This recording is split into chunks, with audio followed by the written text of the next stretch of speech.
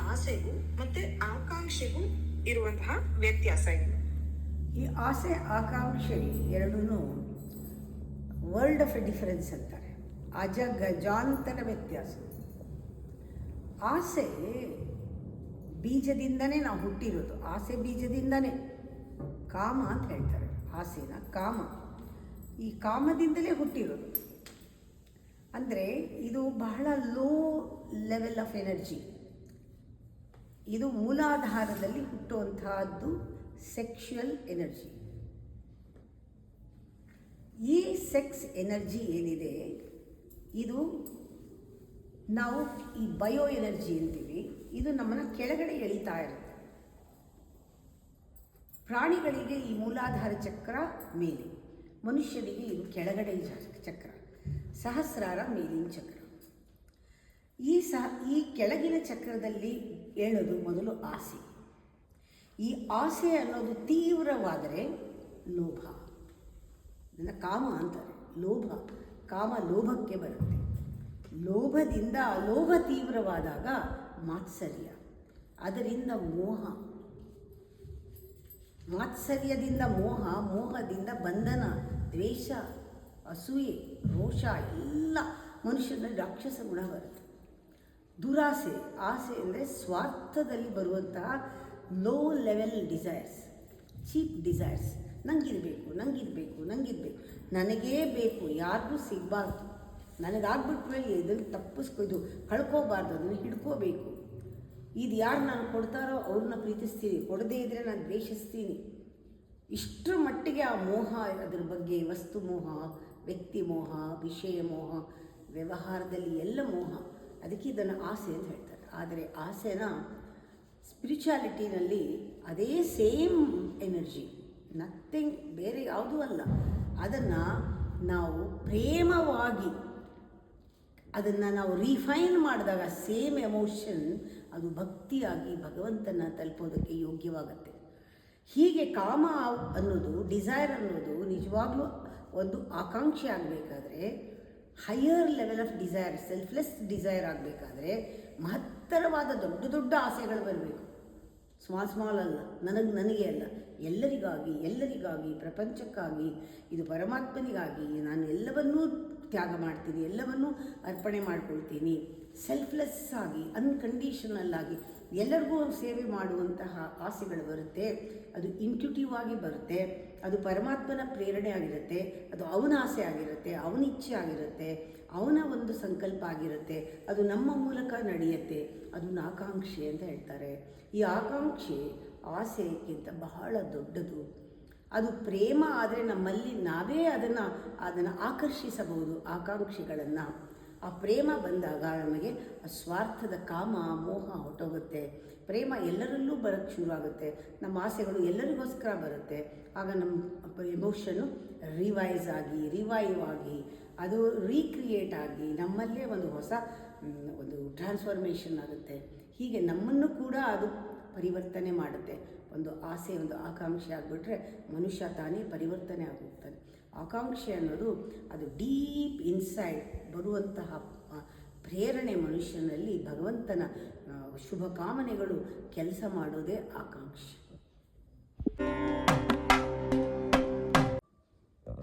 ನಾವು ಗುರುವನ್ನ ಬದಲಾಯಿಸುವ ಹಾಗೆ ದೇವರನ್ನ ಸಹ ಬದಲಾಯಿಸಬಹುದಾ? ಗುರುವನ್ನು ಬದಲಾಯಿಸೋದು ಕೂಡ ನಿಮ್ಮ ಚಾಯ್ಸು, ದೇವರನ್ನ ಬದಲಾಯಿಸೋದು ನಿಮ್ಮ ಚಾಯ್ಸು. ಆದರೆ ನಿಮ್ಮನ್ನು ಬದಲಾಯಿಸೋಕ್ಕೆ ಯಾರನ್ನೂ ಬದಲಾಯಿಸಬೇಕಾಗಿಲ್ಲ. ಮೊದಲು ಬದಲಾಯಿಸ್ಕೊಳ್ಬೇಕಾಗಿರೋದು ನಿಮ್ಮನ್ನು ನೀವು ಬದಲಾಯಿಸ್ಕೊಳ್ಬೇಕು. ನಿಮ್ಮನ್ನು ನೀವು ಬದಲಾಯಿಸ್ಕೊಂಡಾಗ ನಿಮಗೆ ಯೋಗ್ಯವಾದ ಗುರು ನಿಮ್ಮ ಜೊತೆಗೆ, ನಿಮಗೆ ಯೋಗ್ಯವಾದ ಮಂತ್ರ ನಿಮ್ಮ ಜೊತೆಗೆ, ನಿಮಗೆ ಯೋಗ್ಯವಾದ ದೈವಿಕ ಶಕ್ತಿ ನಿಮ್ಮ ಜೊತೆಗೆ ಇರುತ್ತೆ. ನಾವು ಬದಲಾಯಿಸೋಕ್ಕೆ ನಾವ್ಯಾರು? ಈ ಗುರು ಬೇಡ, ಈ ಗುರು ಬೇಕು, ಈ ಗುರು ಜಾಸ್ತಿ ಗೊತ್ತು, ಕಡಿಮೆ ಗೊತ್ತು, ಜಡ್ಜ್ ಮಾಡೋಕ್ಕೆ ನಾವ್ಯಾರು? ದೇವ್ರನ್ನ ಜಡ್ಜ್ ಮಾಡೋಕ್ಕೆ ನಾವ್ಯಾರು? ಬದಲಾಯಿಸ್ಬೇಕಾದ್ರೆ ಇದು ಬೇಡ, ನನಗೆ ಇದು ಬೇಕು ಅಂತ ಅರ್ಥ. ಬದಲಾಯಿಸ್ಬೇಕಾದ್ರೆ ಕಾರಣ ಏನು? ನಂಗೆ ಇನ್ನೂ ಚೆನ್ನಾಗಿರೋ ಗುರು ಬೇಕು ಅಂತ. ಯಾಕೆ ಇವನು ಬೇಡ? ಕಂಪೇರ್ ಮಾಡ್ತೀರಾ. ಗುರುಗಳನ್ನ ಕಂಪೇರ್ ಮಾಡೋಕ್ಕೆ, ನಿಮಗೆ ಜಡ್ಜ್ ಮಾಡೋಕ್ಕೆ. ನಿಮಗೆ ಬಂದಾಗ ನಿಮಗೆ ಯಾಕೆ ಗುರು? ನಿಮ್ಗೆ ಯಾಕೆ ದೇವರು? ಅದಕ್ಕೆ ಹೇಳೋದು, ದೇವರು ಒಂದೇ, ಗುರು ಒಂದೇ. ಆ ಗುರುನ ನೀವು ನಂಬಿದಾಗ ಎಲ್ಲರಲ್ಲೂ ಅದೇ ಗುರು ನೋಡ್ತೀರಾ, ಎಲ್ಲ ದೇವರಲ್ಲೂ ಅದನ್ನೇ ನೋಡ್ತೀರಾ. ಅದೇನು ನೋಡ್ತೀರಾ ಅದೇನು ನೋಡ್ತೀರಾ ಆಗ ದೇವರಲ್ಲೂ ಗುರುವಲ್ಲೂ ಒಂದೇ ನೋಡ್ತೀರಾ. ಒಂದೇ ದೇವರು ಗುರುನೇ ಆಗೋದು, ಗುರು ದೇವರೇ ಆಗೋದು. ಗುರು ಬದಲಾವಣೆ, ದೇವರು ಬದಲಾವಣೆ ಅಲ್ಲ. ಗುರು ದೇವರು ಒಂದೇ ಆದಮೇಲೆ ಇದು ಯಾವುದ್ರಲ್ಲಿ ಬದಲಾವಣೆ ಇದೆ? ನಿಮ್ಮಲ್ಲೇ.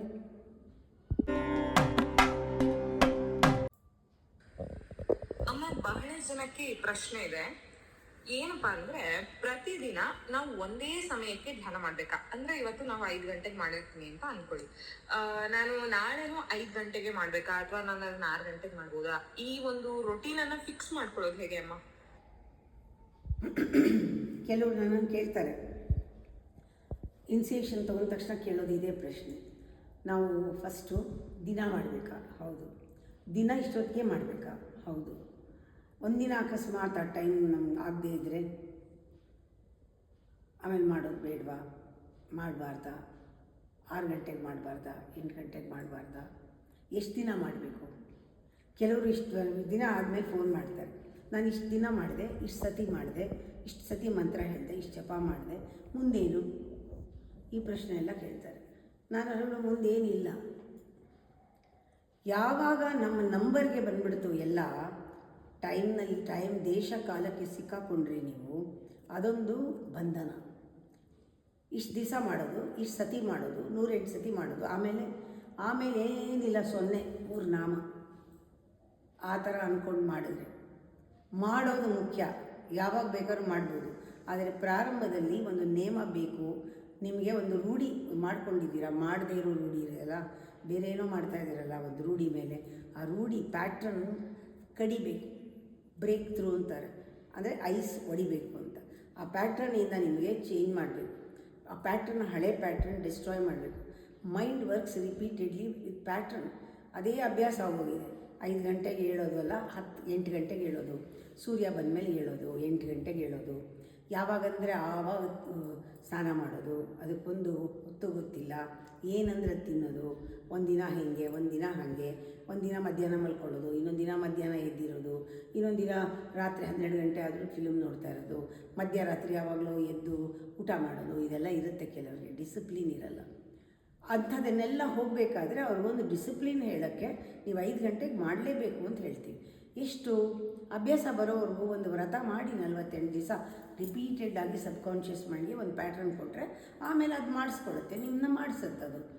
ನೀವು ಟೈಮ್ ಡಿಸೈಡ್ ಮಾಡೋದು ಬೇಡ, ಟೈಮ್ ಡಿಸೈಡ್ ಮಾಡುತ್ತೆ. ಆಮೇಲೆ ನಿಮ್ಮನ್ನು ಎಬ್ಬಿಸಿ ಕೂರಿಸುತ್ತೆ ಮೆಡಿಟೇಷನ್ಗೆ.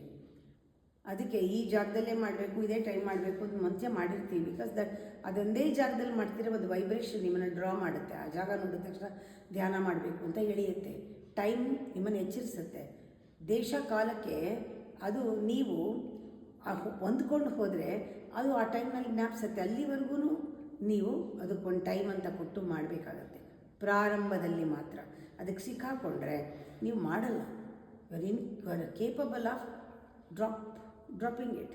ಆಗಲ್ಲ ನನಗೆ 5 ಗಂಟೆಗೆ ಹೇಳೋಕ್ಕೆ, ನಾನು ಊರಿಗೆ ಹೋಗಬೇಕು, ಆಗಲಿಲ್ಲ ಅಂತ ನಾನು ಹೇಳುವಾಗ, ಯಾವಾಗ ಬೇಕಾದ್ರೂ ಮಾಡ್ಬೋದ್ರಿ, ಮಾಡದೇ ಇದ್ದರೆ ಊಟ ಮಾಡಬೇಡಿ ಅಂದಾಗ ಬುದ್ಧಿ ಬರುತ್ತೆ.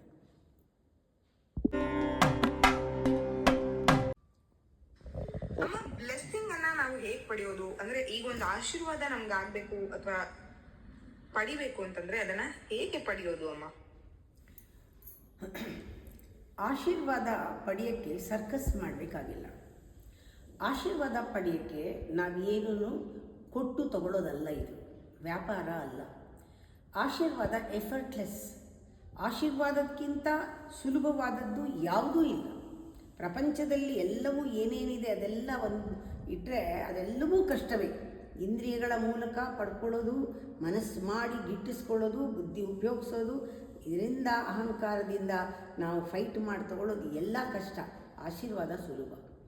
ಯೋಗ್ಯತೆ ಬೇಕು. ಆಶೀರ್ವಾದಕ್ಕೆ ಪಡ್ಕೊಳ್ಳೋ ಯೋಗ್ಯತೆ ಬೇಕು. ಅದಕ್ಕೆ ಬೇಕಾಗಿರೋದು ಓಪನ್ನೆಸ್, ಅದಕ್ಕೆ ಬೇಕಾಗಿರೋದು ಖಾಲಿ, ಅದಕ್ಕೆ ಬೇಕಾಗಿರೋದು ಶರಣಾಗತಿ, ಸರೆಂಡರ್. ಯಾವಾಗ ನಾವು ಖುಲ್ಲಾ ಇರ್ತೀವಿ, ಯಾವಾಗ ನಾವು ಓಪನ್ ಆಗಿರ್ತೀವಿ, ನಮಗೆ ರಿಸೀವ್ ಮಾಡೋ ಕೆಪಾಸಿಟಿ ಬರುತ್ತೆ. ಆಶೀರ್ವಾದಕ್ಕೆ ತಗೊಳ್ಳೋವಂತಹ, ಪಡ್ಕೊಳ್ಳೋವಂತಹ ಯೋಗ್ಯತೆ, receiving capacity ability to receive, ಇದಕ್ಕೆ ability to respond, ability to accept, ability to give, ಪೂರ್ತಿ ಸಂಪೂರ್ಣವಾಗಿ ತನ್ನನ್ನೇ ತಾನು ಕೊಡುವಾಗ ಯಾವ ರೀತಿ ನಾವು ಖಾಲಿ ಆಗ್ತೀವಿ ಆ ಥರ ರೆಸಿಪ್ರೊಕೇಷನ್ ಬೇಕು. ನೀನು ಯಾವಾಗ ಓಪನ್ ಆಗಿರ್ತೀಯ ಆಗ ಏನು ಬರುತ್ತೆ ಅದು ಮೇಲಿಂದ ಬರುತ್ತೆ, ಎಲ್ಲಿಂದಲೋ ಬರುತ್ತೆ. ಡಿಸೆಂಡ್ಸ್ ಅಂತಾರೆ, ಇದು ಇಳಿಯತ್ತೆ, ಇದು ಅವತರಿಸತ್ತೆ. It happens, it will come to you immediately when you are ready. ನಾವು ತಯಾರಿ ಮಾಡ್ಕೋಬೇಕು. ಆ ಶುದ್ಧವಾದ ಒಂದು ವಾತಾವರಣವನ್ನು ನಮ್ಮ ಒಳಗಡೆನೇ ಸೃಷ್ಟಿ ಮಾಡಿಕೊಂಡಾಗ ನೀವು ಕೇಳೋದೇ ಬೇಡ, ಇದು ಬೇಕು ಅದು ಬೇಕು ಅಂತ ಕೇಳೋದೇ ಬೇಡ. ಆಶೀರ್ವಾದ ಅನುಗ್ರಹ ಆಯಿತು, ಗ್ರೇಸ್ ಬಂತು ಅಂದರೆ ಎಲ್ಲ ಬಂತು ಅಂತಲೇ ಅರ್ಥ. ಬರೀ ಇದಕ್ಕೆ ಮಾತ್ರ ಆಶೀರ್ವಾದ, ಅದಕ್ಕೆ ಮಾತ್ರ ಆಶೀರ್ವಾದ, ಆರೋಗ್ಯಕ್ಕೆ ಮಾತ್ರ ಒಂದು ಆಶೀರ್ವಾದ, ಹಣಕ್ಕೆ ಬೇರೆ ಆಶೀರ್ವಾದ, ಇನ್ನೊಬ್ಬರ ಹತ್ರ ಹೋಗಿ ಜ್ಞಾನಕ್ಕೆ ಆಶೀರ್ವಾದ, ಇನ್ನೊಬ್ಬರ ಹತ್ರ ಹೋಗಿ ಇನ್ನೊಂದಕ್ಕೆ ಆಶೀರ್ವಾದ ಪಡೆಯೋದಲ್ಲ. ಆಶೀರ್ವಾದ ಯಾರ್ದು ಅಲ್ಲ, ಆಶೀರ್ವಾದ ಇದೆ already, it is there. Universe has completely ನಮಗೆ ಕೊಟ್ಟಿದೆ, ಅದೆಲ್ಲ ಅಟ್ಮಾಸ್ಫಿಯರ್ನಲ್ಲಿ ಇದೆ. ಆದರೆ ಅದನ್ನು ಎಳ್ಕೊಳ್ಳೋ ಶಕ್ತಿ, ನಮ್ಮ ಯೋಗ್ಯತೆ, ನಮ್ಮ reciprocation. How you become zero, how you become a child, the grace will fall on you, pours on you, you are completely, you can be drenched in that. ಮಳೆಯಲ್ಲಿ ನೆಂದಂಗೆ ನೆನಿಬೋದು, ಅಷ್ಟು ಆಶೀರ್ವಾದ ಮೇಲಿಂದ ಬರುತ್ತೆ. ಎಷ್ಟೆಷ್ಟು ಓಪನ್ ಆಗ್ತೀಯಾ ಅಷ್ಟಷ್ಟು ಬರುತ್ತೆ, ಎಷ್ಟೆಷ್ಟು ನಿನ್ನನ್ನು ನೀನು ಕೊಡ್ತೀಯಾ ಅಷ್ಟಷ್ಟು ಬರುತ್ತೆ. ಅದಕ್ಕೇನು ಒಂದು ಕೆಲಸ ಮಾಡಬೇಕಲ್ಲ, ಯಾವ ಕೆಲಸದಲ್ಲಿ ಕೊಟ್ಟರು ಅಲ್ಲ ಆಶೀರ್ವಾದ.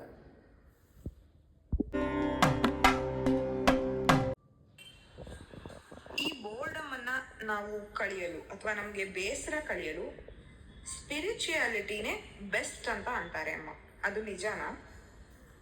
ಬೋರ್ಡಮ್ ಕಳಿಯಲು, ಈ ಬೋರ್ಡಮ್ ಯಾವಾಗ ಶುರು ಆಗುತ್ತೆ ನಿಮಗೆ ಅಂದರೆ, ನಿಮಗೇನು ಕೆಲಸ ಇಲ್ಲದೆ ಇದ್ದಾಗ ಬೋರ್ ಆಗುತ್ತೆ. ಬೋರ್ ಲೈಫ್ನಲ್ಲಿ ನಾವು ಎಷ್ಟು ಮುಳುಗೋಗಿರ್ತೀವಿ ಅಂದರೆ, ಇದೊಂದಲ್ಲ ಒಂದು, ಒಂದಲ್ಲ ಒಂದು, ಒಂದಲ್ಲ ಒಂದು ಆ್ಯಕ್ಟಿವ್ ಆಗಿರ್ತೀವಲ್ಲ, ಆವಾಗ ಯಾರಾದರೂ ಸ್ಪಿರಿಚುಯಾಲಿಟಿಗೆ ಬನ್ನಿ ಅಂದರೆ ನಮಗೆ ಪುರ್ಸೊತ್ತಿಲ್ಲ, ನಮ್ಮ ಕೆಲಸ ಜಾಸ್ತಿ ನಮಗೆ ಅಂತ. ನಾವು ಎಂಗೇಜ್ ಆಗಿದ್ದೀವಿ, ನಾವು ಇಷ್ಟಪಟ್ಟು ಕೆಲಸ ಮಾಡ್ತಾಯಿದ್ದೀವಿ, ನಮ್ಗೆ ಇದೇ ಇಷ್ಟ ಅದಕ್ಕೆ ಮಾಡ್ತಾಯಿದ್ದೀವಿ. ನಮಗೆ ಸ್ಪಿರಿಚುಯಾಲಿಟಿ ಪ್ರಯಾರಿಟಿ ಅಲ್ಲ, ಇದೇ ಪ್ರಯಾರಿಟಿ. ಹಣ ಸಂಪಾದಿಸೋದೇ ಪ್ರಯಾರಿಟಿ, ನಾನು ಆಸ್ತಿ ಮಾಡೋದೇ ಪ್ರಯಾರಿಟಿ, ಅಧಿಕಾರನೇ ಪ್ರಯಾರಿಟಿ, ಹೆಸರು ಗಳಿಸೋದು, ಪ್ರಮೋಷನ್, ಎಷ್ಟೊಂದು ಪ್ರಯಾರಿಟೀಸ್ ಇದೆ. ಇವಾಗ ಟೈಮ್ ಇಲ್ಲ ಅದಕ್ಕೆಲ್ಲ ಅಂತ ಬಿಡ್ತೀವಿ ನಾವು. ಯಾಕೆಂದರೆ ಇದು ಇಷ್ಟಪಟ್ಟು ಮಾಡ್ತಾಯಿದ್ದೀವಿ, ಅದಕ್ಕೆ ನಾವೆಲ್ಲ ಎನರ್ಜಿ ಕೊಟ್ಟು ಮಾಡ್ತಾಯಿದ್ದೀವಿ. ಅದು ಕೊನೆ ಯಾವಾಗ ಎಷ್ಟು ಮಾಡ್ತೀರಾ ಅದಕ್ಕೊಂದು ಲಿಮಿಟ್ ಇದೆ. ಅದು ಲಿಮಿಟ್ ದಾಟಿದ ಮೇಲೆ ನಿಮಗೆ ಮಾಡ್ತಾ ಇರೋದು ಏನು ಸಿಗದೇ ಇದ್ದಾಗ ಅಥವಾ ಸಾಕಾದಾಗ ಬೋರ್ ಆಗುತ್ತೆ. ಅಂದರೆ ಬೋರ್ ಆಗುತ್ತೆ ಅಂದರೆ ಮಾಡೋದು ಬೇಡ ಆಗುತ್ತೆ. ಯಾವುದು ಬೇಡವೋ ಅದೆಲ್ಲ ಬೋರೆ. ಯಾವುದು ಇದೆಲ್ಲನಲ್ಲೂ ಅನಾಸಕ್ತಿ ಹುಟ್ಟಿದ ಮೇಲೆ, ಓ ನನಗಿವಾಗ ಜೀವನ ಬೋರ್ ಆಗಿದೆ, ನಾನು ಇವಾಗ ಸತ್ಸಂಗಕ್ಕೆ ಹೋಗಿ ಕೂತ್ಕೋಬೇಕು, ನನಗೆ ಬೋರ್ ಆಗಿದೆ ಇದೆಲ್ಲ ಮಾಡಿ, ಪಿಕ್ಚರ್ ನೋಡಿ ಬೋರ್ ಆಗಿದೆ, ಟಿ ವಿ ನೋಡಿ ಬೋರ್ ಆಗಿದೆ, ಹೋಟೆಲ್ಗೆ ಹೋಗಿ ಬೋರ್ ಆಗಿದೆ, ಫ್ರೆಂಡ್ಸ್ ಮನೆ ಬೋರ್ ಆಗಿದೆ, ಅದೇ ಗಾಸಿಪ್ ಬೋರ್ ಆಗಿದೆ, ಇದೆಲ್ಲ ಬೋರ್, ಇದರಲ್ಲಿ ಏನೂ ಸಿಕ್ಕಿಲ್ಲ ನನಗೆ. ಅಷ್ಟು ಆಸಕ್ತಿಯಿಂದ ಮಾಡ್ತಿದ್ದಿದ್ದು ಕಿಟಿ ಪಾರ್ಟಿ ಇವಾಗ ಬೇಡ, ನನಗೆ ಸತ್ಸಂಗಕ್ಕೆ ಹೋಗೋಣ. ಸತ್ಸಂಗಕ್ಕೆ ಬಂದಾಗ ಬೋರ್ ಕಳೆಯೋಕ್ಕೆ ಬರೋದು. ಅಲ್ಲಿ ಏನು ಸಿಕ್ತೋ ಇಲ್ಲಿ ಸಿಗುತ್ತೆ. ಇವಾಗ ಇದು ಬೋರ್ ಅಲ್ಲ, ಇದು ಬೇಕು, ಅದೆಲ್ಲ. ಇವಾಗ ಬೋರ್ ಅಂದ್ರೇನು? Time pass. ಇದಿಷ್ಟು ಲೈಫ್ನ ಪಾಸ್ ಮಾಡಿದ್ದೀರ, ಟೈಮ್ ಪಾಸ್ ಆಗಿದೆ, ಇಷ್ಟವರು ಏನೂ ಗಳಿಸಿಲ್ಲ. ಹಾಗೆ ಟೈಮ್ ಪಾಸ್ಗೆ ಇವಾಗ ಒಂದು ಚೇಂಜ್ ಬೇಕು. ಸತ್ಸಂಗಕ್ಕೆ ಬಂದಿದ್ದೀರ, ಆವಾಗ ಈ ಪ್ರಶ್ನೆಗಳು ಬರುತ್ತೆ. ನಮ್ಗೆ ಇದರಲ್ಲಿ ಬೋರ್ ಹೋಗುತ್ತಾ? ಸ್ಪಿರಿಚುಯಾಲಿಟಿ ಬೋರ್ ಹೋಗುತ್ತೆ ಅಂತ ಹೇಳ್ತಾರೆ. ನಿಮ್ಮ ಮನಸ್ಸಿಗೆ ಬೇಜಾರಾಗಿದೆ, ಹೋಗಿ ಕೂತ್ಕೋ, ಪಾರಾಯಣ ಕೇಳು. ಬೇಜಾರಾಗಿದೆ, ಹೋಗಿ ಕೂತ್ಕೋ, ಸಹಸ್ರನಾಮ ಕೇಳು. ನಿನ್ನ ಮನಸ್ಸಿಗೆ ಸರಿಗಿಲ್ಲ, ನೀವು ಸ್ವಲ್ಪ ದಿನ ಸತ್ಸಂಗಕ್ಕೆ ಹೋಗು, ಭಗವದ್ಗೀತೆ ಓದು, ಇದು ಕೇಳು ಅದು ಕೇಳು ಅಂತ ಜನ ಕಳಿಸ್ತಾರೆ. ನಿಮ್ಗೇನು ಅನಿಸುತ್ತೆ? ಇಲ್ಲಿ ಹೋದರೆ ಇಲ್ಲಿ ನನಗೆ ಬೋರ್ ಹೋಗುತ್ತೆ, ನನಗೆ ಮತ್ತೆ ಪುನಃ ಸಂತೋಷ ಸಿಗುತ್ತೆ. ಅಲ್ಲೇನು ಸಿಗ್ತಿತ್ತೋ ಪಾರ್ಕಿಗೆ ಹೋದರೆ, ಇವಾಗ ದೇವಸ್ಥಾನಕ್ಕೆ ಹೋದರೆ ಸಿಗುತ್ತೆ. ಇದು ಜಾಗ ಹುಡುಕೋಣ, ಇದು ಬೇರೆ ಜಾಗ, ಇದು ಚೇಂಜ್ ಅನಿಸುತ್ತೆ. ಖಂಡಿತವಾಗ್ಲೂ ಅಲ್ಲ. ಬೋರು ತೆಗಿಯೋದಕ್ಕೆ ನೀವು ಸತ್ಸಂಗಕ್ಕೆ ಬಂದರೆ ಸತ್ಸಂಗಗಳನ್ನ ಬದಲಾಯಿಸ್ತೀರಾ, ಗುರುಗಳನ್ನ ಬದಲಾಯಿಸ್ತೀರಾ, ದೇವರುಗಳನ್ನ ಬದಲಾಯಿಸ್ತೀರಾ. ಇನ್ನೂ ಬೆಟರ್ ಸತ್ಸಂಗ ಬೇಕು, ಬೆಟರ್ ಗುರು ಬೇಕು, ಬೆಟರ್ ಜಾಗ ಬೇಕು, ಬೆಟರ್ ಸಿಗಬೇಕು. ತುಂಬ ಜನ ಮಾಡ್ತಾ ಇರೋದು ನಾನು ಮಾಡಬೇಕು, ಇದು ಯಾಕೋ ಇಷ್ಟೇ ಜನ ಇದ್ದಾರೆ, ಇಲ್ಲಿ ಬೇಡ ಅಂತ ನಂಬರ್ ನೋಡ್ತೀರಾ, ಏನೋ ನೋಡ್ಕೊಂಡು ಹೋಗ್ತೀರಾ. ಕೊನೆಯಲ್ಲೂ ಸಿಗಲ್ಲ ನಿಮ್ಗೆ ಯಾರು. ನಿಮ್ಮ ಬೋರ್ಡಮ್ ಪರ್ಮನೆಂಟ್ ಆಗುತ್ತೆ. ಇತ್ತು ಮುಚ್ಚಿತ್ತು, ಇವಾಗ ತಗ್ಗಿದೆ. ಮುಂಚೆಯಿಂದ ನಿಮ್ಮ ಸ್ವಭಾವ ಯಾವಾಗಲೂ ಪೋಸ್ಟ್ಪೋನ್, ಬೋರ್ಡಮ್ ಇದೇ ಆಗಿಬಿಡುತ್ತೆ. ಆ್ಯಕ್ಚುಲಿ ಸ್ಪಿರಿಚುಯಾಲಿಟಿಗೂ ನಿಮ್ಮ ಲೈಫ್ ಸ್ಟೈಲು ಬೇರೆ ಬೇರೆ ದಿಕ್ಕಲ್ಲಿದೆ. ಅದಕ್ಕೆ ಬೋರ್ ಅನಿಸೋದು. ಬೋರ್ ಕಳ್ಕೊಳ್ಳೋಕೆ ಸ್ಪಿರಿಚುಯಾಲಿಟಿ ಸಾಧ್ಯ ಇಲ್ಲ, ಬೋರ್ ಕಳ್ಕೊಳ್ಳೋರ್ಗಲ್ಲ. ಸ್ಪಿರಿಚುಯಾಲಿಟಿ ಜೀವನದಲ್ಲಿ ಇದ್ದರೆ ಅವ್ರು ಎಲ್ಲೂ ಬೋರ್ ಆಗಲ್ಲ. ಅವ್ರ ವ್ಯವಹಾರದಲ್ಲೂ ಬೋರ್ ಆಗಲ್ಲ, ಸಂಸಾರದಲ್ಲೂ ಬೋರ್ ಆಗಲ್ಲ. ಇಲ್ಲ, ಫಸ್ಟ್ ಪ್ಲೇಸ್ ಕೊಡಬೇಕಾಗಿರೋದು ಸ್ಪಿರಿಚುಯಾಲಿಟಿ. ಬೋರ್ ಆದಾಗ ಬೋರ್ ಹೋಗೋಕ್ಕೆ ಅಲ್ಲ. ಇದನ್ನು ತೊಗೊಂಡ್ರೆ ಬೋರೇ ಇಲ್ಲ, ಎಲ್ಲೂ ಬೋರ್ ಇಲ್ಲ. Spirituality is the solution for everything. ಬರೀ ಬೋರ್ಡಮ್ಗಲ್ಲ, ಬೇಸಿಕ್ ಅದು. ಅದಿಲ್ಲದೆ ಫೌಂಡೇಶನ್ ಇಲ್ಲದೆ ಮನೆ ಕಟ್ಟಿದಂಗೆ ಗಾಳಿ ಗೋಪುರ ಥರ. ಇನ್ನು ಮಿಕ್ಕಿದ್ದೆಲ್ಲ ಹಾರೋಟೋಗುತ್ತೆ. ಮೊದಲು ಇದನ್ನು ಹಾಕಿ, ಮೊದಲು ಇದನ್ನು ಕೊಡಿ ಸಾರ, ಆಮೇಲೆ ಬಿಲ್ಡ್ ಮಾಡಿ. ಅವಾಗ ನಿಮ್ಗೆ ಯಾವತ್ತೂ ಜೀವನದಲ್ಲಿ ಈ ಪದನೇ ಬಳಸೋದು, ನಿಮ್ಮ ಡಿಕ್ಷನರಿಯಿಂದ ತೆಗೆದಾಕ್ಬಿಡ್ತಾರೆ.